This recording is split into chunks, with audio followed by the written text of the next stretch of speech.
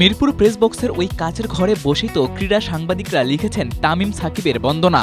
আবার ওই press box থেকেই তাদের পারফরমেন্স নিয়ে সমালোচনাও করেছেন সাংবাদিকরাই। ক্রিকেটের ভালো কিংবা মন্দ যে কোনো খবরই সারা দেশের মানুষের কাছে পৌঁছে দিতে কাজ করে যেই ক্রীড়া সাংবাদিকরা, সেই তারাই এবার প্রেস বক্সের কাচের ঘর থেকে বেরিয়ে টাঙিয়েছে ব্যানার। কারণ বিসিবির একের পর এক অযৌক্তিক কর্মকাণ্ড। ঘটনার শুরু এই ছবিটিকে ঘিরে। দেশের এক ইংরেজি পত্রিকার ফটোগ্রাফারের তোলা এই ছবিটা নিয়ে চারিদিকে শুরু হয় আলোচনা সমালোচনা। অনেকেই মন্তব্য করেন এই এক ছবিতেই বর্তমান বোর্ডের ভেতরের অনেক কিছুই ফুটে ওঠে। তবে সেই ছবিটিকে এআই বলে মন্তব্য করেছেন ছবিটির অন্যতম চরিত্র ফারুক আহমেদ। এমনকি ছবিটির পার্শ্ব চরিত্র খালেদ মাসুদ পাইলট তো রীতিমতো ভিডিও বানিয়ে দিয়েছেন তার ব্যাখ্যা। ছবিটি যে এআই জেনারেটেড নয় তার সপক্ষে পাল্টা যুক্তিও তুলে ধরে ইংরেজি দৈনিক ডেইলি সান।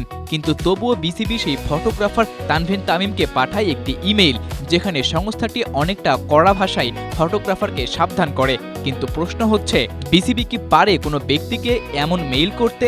তানভীর তামিম তো নিজের প্রোফাইলে ছবিটা আপলোড করেনি, করেছে তার প্রতিষ্ঠান ডেইলি সান।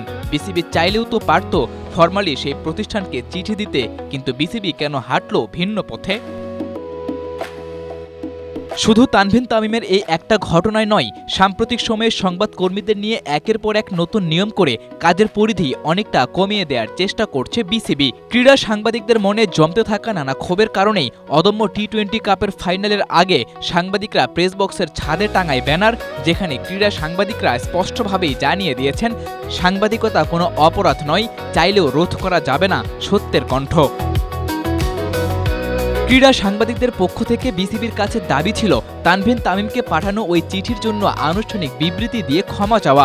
সময় বেঁধে দেয়া ছিল ফাইনাল ম্যাচ শুরুর আগ পর্যন্ত, কিন্তু বিসিবি থেকে কোনো সাড়া না পাওয়ায় ম্যাচ শুরু হলেই প্রেস বক্স ত্যাগ করেন সাংবাদিকরা।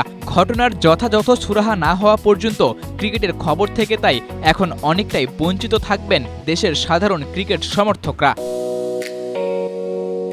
সাদাতুর রাফি, এশিয়া পোস্ট।